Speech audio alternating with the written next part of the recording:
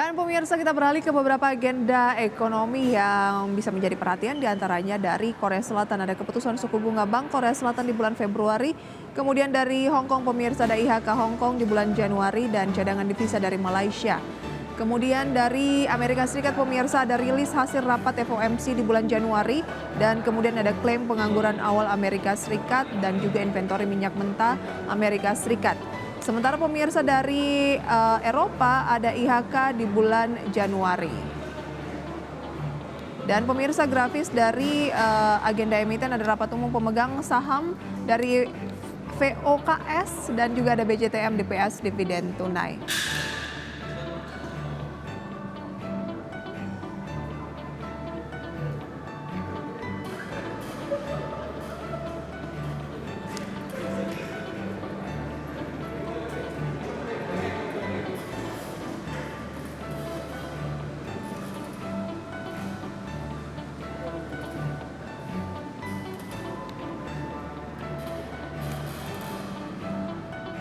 Dan pemirsa, berikutnya kita akan menyimak seperti apa update dari Bursa Asia.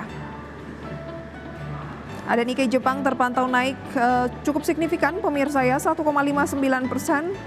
Sementara Straits Times justru turun 0,16%. Kospi Korea Selatan naik 0,45%. Hang Seng Hong Kong turun 0,08%.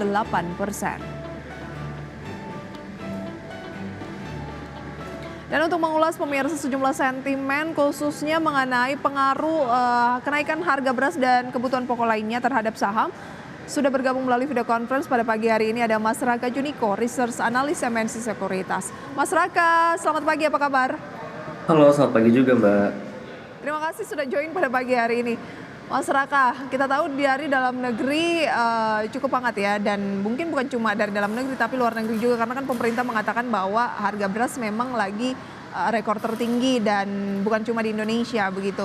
Tapi sejauh mana sih Anda melihat dampaknya, karena kan ini harganya sudah naik dalam beberapa minggu gitu ya, dan cukup tinggi juga dan cukup banyak yang mengeluh, tapi dampaknya ke pasar modal Anda melihatnya cukup signifikan nggak ya, khususnya untuk emiten-emiten yang memang terkait dengan perdagangan misalnya beras. Oke, baik. Memang kalau kita cermati, ini harga beras memang telah naik signifikan sejak awal tahun lalu, di mana saat ini untuk premiumnya saja sudah mencapai 16 ribuan, dan juga untuk mediumnya ini masih sekitar 14 ribuan, atau apresiasinya sudah lebih dari sekitar 10 persenan malah. Nah, hal ini memang seiring dengan adanya dari efek El Nino dan juga memang beberapa program yang ada dari pemerintah. Namun kalau kita cermati di mana nantinya di bulan April rencananya akan dilakukan kembali impor beras yang diharapkan hal tersebut ini dapat menopang ataupun menyingkirkan adanya disrupsi yang terjadi pada supply-nya. Sehingga hal ini diekspektasikan dapat memang melandaikan nantinya harga beras itu sendiri. Sementara untuk dampaknya terhadap sejumlah emiten, di mana kalau kita cermati kenaikan harga beras ini memang tidak akan mendorong suatu katalis ataupun performance yang signifikan. Hal ini dikarenakan memang telah harganya ini telah dikunci ya, makanya ada harga yang ada telah diregulasinya, sehingga hal tersebut ini tidak akan berdampak langsung. Sementara itu untuk dapat meningkatkan value bagi emiten-emiten yang terkait, ini di mana beberapa emiten seperti Hoki ini melakukan semacam added value seperti membuat ataupun meluncurkan produk daily meal-nya, di mana hal tersebut ini memang diekspektasikan dapat menjadi tambahan revenue ke depannya, begitu Mbak. Kalau kita mencermati pergerakan dari harga kebutuhan pokok ini kan banyak yang mengkhawatirkan ini kan berlanjut sampai dengan bulan Ramadan bahkan Idul Fitri begitu ya. Berarti kan masih ada sekitar ya 1 bulan lebih lagi lah.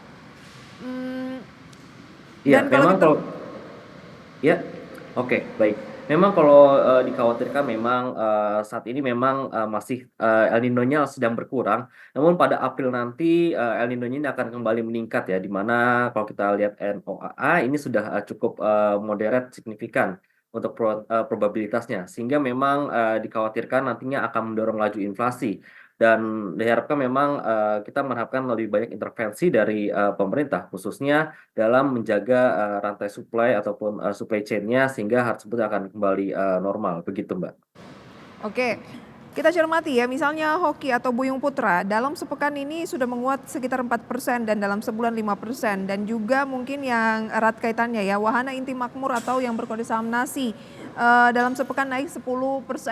Sebenarnya ada peluang yang bisa dimanfaatkan tidak sih di pasar modal dengan kenaikan harga beras ini yang mungkin akan mengerek kinerja dari penjualan dari sejumlah emiten terkait? Oke, memang kalau kita cermati, balik lagi ke case awal tadi ya, di mana untuk, kenaikan harga beras ini sebenarnya tidak akan, berdampak signifikan karena memang harga beras tersebut ini sudah, dikunci melalui sesuatu yang namanya regulasi. Namun, di sini ada suatu peluang memang, benar, di mana disrupsi ataupun kelangkaan beras yang terjadi ini bisa dimanfaatkan dengan beberapa produsen ini yang akan mencoba untuk, membuat, semacam, stoknya ya, ataupun membuat added value lainnya, sehingga hal seperti ini dapat, meng-offset ataupun mengakomodasi dari kekurangan suplai yang ada. Sehingga hal seperti ini yang diperkirakan ataupun diekspektasikan dapat mendorong, kinerja perseroan untuk terutama untuk, top line-nya.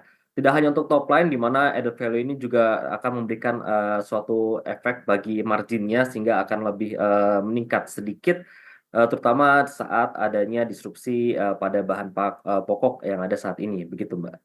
Oke, apa rekomendasi untuk nasi dan juga, hoki? Oke, kalau kita cermati ini secara, teknikal dulu ya. Untuk hoki di mana kalau kita cermati ini dia nampaknya telah, mencoba untuk, menembus, resist yang ada di level 180, 9-nya, sorry, sekitar 190-an ya. Di mana terjadi adanya, koreksi, ataupun pullback yang terjadi, sehingga kalau kita cermati apabila nantinya pullback ini berakhir dan akan kembali menguji resisten di level 190-nya, maka nantinya hoki akan kembali berpeluang untuk menguat untuk menguji resisten di level 204-nya.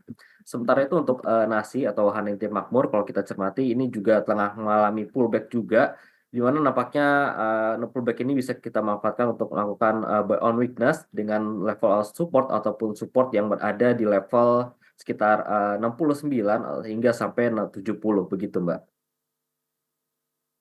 Dan juga nasi. Tapi dari, MNC Sekuritas Mas Raka melihat atau mungkin ada saham lain yang menarik dengan, kondisi kenaikan harga bahan pokok saat ini yang mungkin kalau misalnya tadi hoki dan juga nasi sudah lebih dulu begitu ya, ada emiten lain?